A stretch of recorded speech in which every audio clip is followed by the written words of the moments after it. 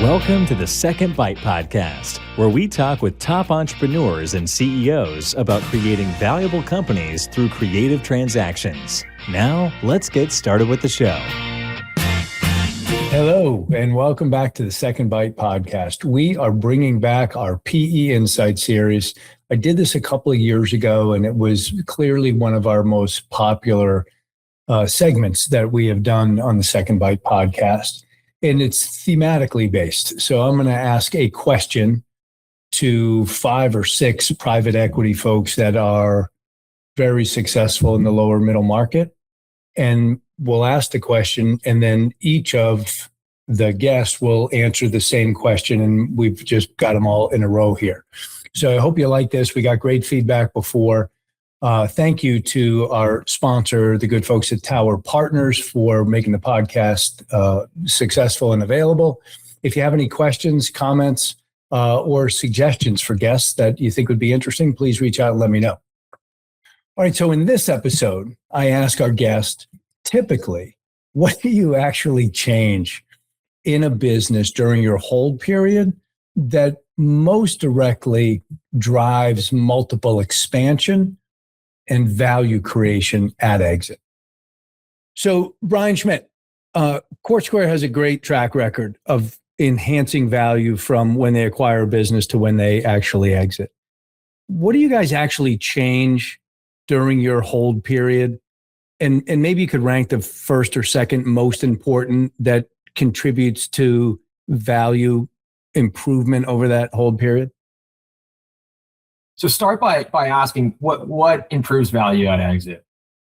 I think it's 2 things. I think multiple expansion, value creation, all that comes from reducing risk and increasing strategic value in a business. And so Todd, it's never one big move that we'll make throughout the course of an investment. It's like the daily compounding decisions that we're making alongside management that equate to success over time. It's very similar, I'd say, to compound interest in many respects. You're making the business more strategic, more scalable, more predictable. And the biggest driver by far, I think, is professionalization. And so what do I mean by that? That's taking a founder-run business that's run very much on grit, on instinct and hustle, and it's turning that business into something that can scale in a predictable way. So it's leadership team additions, it's sales and go-to-market execution, it's improving systems and infrastructure, improving financial reporting. All these things allow you to make those, more intelligent decisions to enable the business to compound into the future. We also focus a lot on revenue quality. It's no secret that a business that has recurring revenue, that's visible, that is diversified, right, with high customer retention, that's going to achieve a higher exit multiple. But then the strategic positioning piece is important as well. And this is both organic and inorganic. But deepening the company's capabilities and service offerings, expanding the customer base or ICP beyond the initial ICP that you at the time of investment, and then entering other categories and adjacencies over time. So I think there's a lot of opportunity. You don't need to, again, have all these qualities in a business to achieve a successful exit, but the more opportunities you give yourself and the more qualities you have, the better chance you'll have a strategic or successful multiple expansion exit. Great insights, Brian. Thank you. Bill Summershield from Keystone Capital. What are your thoughts? Yeah, look, I think it's more about evolving and developing the business and building something that's more resilient in the period that we're within which we're partners with them. So look, we're always trying to balance, again, we typically are working with founders, entrepreneurs, we're the first investors, right? So we're always trying to balance the speed and urgency and opportunity in adopting change with respect for what got them to the table and frankly attracted us to the business, and making sure that we're bringing the team along for the ride and not trying to move so fast that we break what we've bought in that process. I think, look, I kind of put it in a couple buckets. I think it is really around that business profile, and to me that's client impact. And so one, it may be, doing more in an integrated fashion for a client, being more thoughtful and strategic and how you're serving them so that, you are solving multiple problems for them versus maybe just being a point solution where we might start. It could be if it's a tech business, a testing inspection business, or route-based maintenance, business, which is another area we spend a fair bit of time. It could be geographic coverage as well, right? And so it's, kind of thinking about what's going to be important to that client, and over time through acquisition and investment, solving some of those problems or adding more to that story. I think the team depth, the talent that we're bringing to the table, again, that ability to scale, which we talked about earlier, and the team to facilitate that, I think is a key area where, we can really add value over time and help, those founders and entrepreneurs and partners that we work with really think about, what's the right cadence for how you think about bringing in new talent and expanding different teams. And then again, it's organizational scalability. So if we take a business from, 30, 40, 50 of revenue or 100 of revenue to, 200 to 300 of revenue, have we put in the systems and the processes and the checks and balances that are going to allow the next buyer to take it from 250 to 500 as an example. And so, I think those are the three business profile areas as I think about it. And then look, I think the employee experience, employee engagement, and employee ownership are key portions of that. So we almost always are coming in, I guess I should say always are coming in and expanding that ownership group and really trying to incentivize those teams, pretty far down the organization to think like owners and be owners. And I think all of that, helps, people go the extra mile and kind of have the incentive to do so, which at the end of the day drives growth. It drives creative thinking. It drives bringing more to bear for your clients. And ultimately, you're rewarded for that at the end through significant value creation and hopefully multiple expansion at exit. Excellent. Bill Summershield, thank you. Chad Scripps from Blacklake, what are your thoughts? Well, at Blacklake, we are focused on maintaining a lot about the businesses we invest in. Our goal is to keep the culture, keep the talented people that are there, help them maintain their relationships both within the business and with businesses kind of on the outside. What we think really helps our businesses the most is giving them the ability to take more risk. And that's calculated risk. We're not just swinging for the fences on every opportunity. But when you're running a business for what goes 100% into your pocket at the end of the year, and you have a really comfortable lifestyle, that promotes a certain type of risk taking, meaning why would I put at risk some portion of my take home when I'm really comfortable right now? But if we can change that equation to, I have a partner who's taking these risks with me. Through a transaction with Blacklake, I've taken some capital off the table and sort of personally de-risk my balance sheet. Now I have an opportunity that's in front of me. It is some risk, but I think it's going to work out, 80 or 90% of the time and could really positively change my business. Maybe I'm willing to take that risk where in the past I might not have. So really giving that leader the flexibility and sort of the encouragement to think about their business as something more than just kind of taking that cash home at the end of the year, but really turning it into an industry leader over time. Chad Scripps, thanks for your feedback. Lee Mankoff from Renovus, what are your thoughts on that? Yeah. The obvious answer would say, improve revenue quality, EBITDA margins. I think those are table stakes, right? Like improving organic growth, improving the composition of revenue, some more recurring or reoccurring revenue, or in some cases, outcome-based higher margin revenue, which is more popular in professional services these days, which is our most active investment area. Gross margin uplift, EBITDA margin uplift. Those are the obvious kind of financial metrics. I really think it's building and repositioning the business as more differentiated as to when we bought it. A lot of the times we're buying a business that might have specialization in one end market or one geographic area or one functional offering that they're very specialized in. And we're trying to create a multi-pronged offering, tons of different services catering to a certain end market, or being a specialist in one type of service like Office of the CFO services or non-audit technical accounting services like a Solomon Edwards. So we're trying to create a business that is fundamentally more attractive to an upmarket buyer.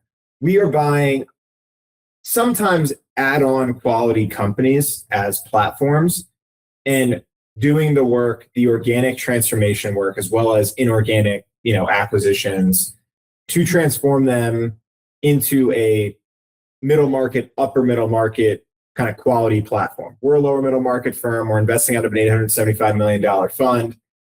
$875 million might sound like a lot of money. We're actually quite small in the grand scheme of private equity. And we play in the lower end of the lower middle market. And we know where we sit in the value chain. So our job is to be the first institutional capital, oftentimes buying from founders and families, professionalizing the business, institutionalizing the business, investing in growth, investing in technology, investing in offshoring, investing in AI, repositioning the company, elevating the profile, and creating what a platform that a larger private equity firm wants to invest in. I think another element to that sort of value creation play is actually leaving enough juice to squeeze for the next private equity firm. If you squeeze every dollar of EBITDA out and you've kind of checked every single box, you've pulled every value creation lever, why should another private equity firm pay you a higher multiple than you paid or pay some premium, price for it? We take pride in that our platforms that we sell to larger private equity firms continue to do well under their ownership. That is actually very important for us. Our management teams are invested alongside of them. They're going to be equitized by the new private equity firm's incentive pool. And so we want these businesses to continue to do well. We want Renovus to have a reputation that we build high quality companies that upper middle market private equity firms can buy from us and have success. That's really good insight, Lee Minkoff. Thank you. Larry Chagrin from Millpond. What are your insights? Yeah, I would point Todd at Millpond. I mean, we really focus on the go-to-market elements to the business. I mean, we're laser focused on customer acquisition, pipeline growth, customer experience, retention management, customer expansion and penetration. It's really those dynamics around go-to-market that we're most focused on, that we really focus on changing, that are drivers to value. I mean, typically we're coming in and a company's not necessarily maximized for growth. They're good businesses with good value propositions, good customer bases, but they haven't been run to maximize growth. And we focus really specifically on those go-to-market elements. I think that's where we're most impactful with companies. And then the second thing I'd say is we do focus on the ability to introduce new products that leverage the customer base. So when we're thinking about expansion, it's again, those go-to-market areas, and it's where can we add products and offering that leverage the current assets we've acquired, mainly that customer base and that installed base. Super helpful, Larry Chagrin. Thank you. Tommy Cooperrider at Dynamic Core. How do you guys think about that? So I love this question because at Dynamic Core, we have a really simple answer that is actually incredibly hard and challenging as you peel back the onion, which is getting real-time, actionable information and insights into the hands of the people making real decisions on a day-to-day basis, right? So like the front line leaders, so that you can enable better decision-making for them. Doing that when you invest in a business that was running half of their business on paper invoicing is an incredibly challenging thing to do, right? You are talking about not only overhauling systems and processes and data management and data engineering and data pipelines and incorporating API calls in between disparate systems. You're asking people to totally change how they work, right? And you're having to start at this foundational level of doing a data cleanliness project, right? And so to be able to get to that simple outcome of getting real-time actionable insights into your frontline managers, maybe that's like through a dashboard on an iPad or something, or whatever it might be, is actually an incredibly hard problem that gets you tons of benefits across the organization. And also, one of those benefits is cleaning up your financial story, right? A lot of the time, back to your question about value creation or multiple expansion, a lot of times you're getting lower multiples because it's hard to clean up the financials and you're not getting a clear story and there's trends historically that are questionable. When you go through this exercise of having good quality data and good data hygiene, not only are you making better decisions every day, it's allowing you to tell a way better story at exit as well.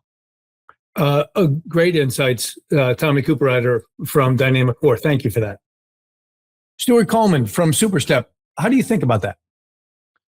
Yeah, we do a lot of work on all across our businesses around what a mature platform should look like, and we're highly operational. Our backgrounds at Superstep are actually having run these businesses, and so we get our hands dirty and help management teams build a lot of the components that will help drive multiple expansion, and those might be a recurring revenue model, right? So how do you sell something that it will be 1, 2, 3 years versus a 6-month project?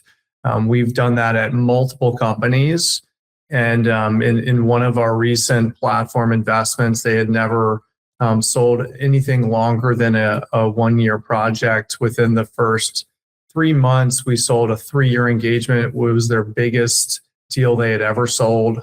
That business last year had 50% of their bookings in 1 to 3 year engagements. So that is a very highly valuable addition to kind of the makeup of the business. I'd say another one is how we work with our businesses to move up market, to mature the offering, that to tap into bigger wallet shares for clients that will ultimately be able to pay more, will stay around longer because they have big budgets, and ultimately be probably produce higher margins. Those dynamics are really valuable as you get to exit, and you think about a strategic buyer who's going to want as much the people, but also the clients. And so how do you make sure that clientele is really attractive? I'd say, of course, there's M&A, add-on M&A to drive cross-sell, net revenue retention growth, and scale. And we just want to be really thoughtful about what capabilities are being brought that are additive to the solution set of our business and our clients' business, so that they're getting something for it, and there's an additional motion that we can bring in to again retain and grow accounts. And so, we had a business that brought in a really differentiated service that not only was valuable to clients and had a bigger upfront kind of engagement that we could sell. There's also a dynamic where we work in a lot of technology ecosystems, and that ecosystem might have a lot of value from additional product that they're trying to sell. And so we often are looking to what that ecosystem, where it's going, what capabilities it wants to sell that it has, and making sure that our roadmap, our solutions kind of map to it. We've done that in past businesses within the Adobe ecosystem, and we're doing it at our portfolio companies today. It's really helpful insight. Stuart Coleman, thank you so much. Jamie Kennedy from Griffin's Wharf. What's your thoughts there? So at Griffin's Wharf, we're oftentimes the first institutional capital. So we never want to come in and change a winning culture. That's usually the reason we're attracted to a platform to begin with.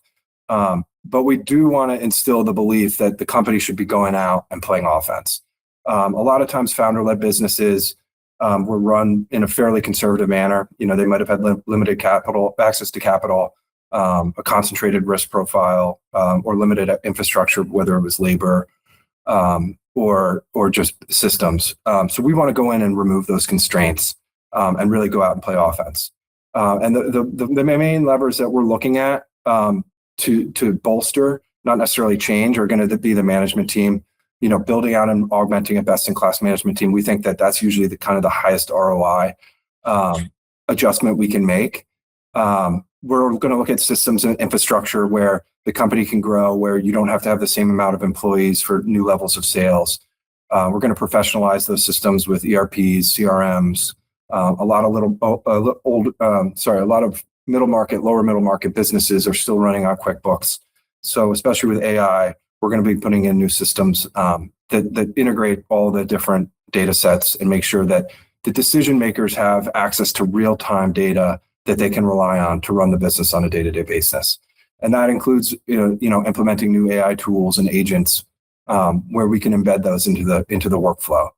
We're going to look at new products and services. We're going to look at, customer diversification. It's always great to reduce concentration and broaden your revenue base.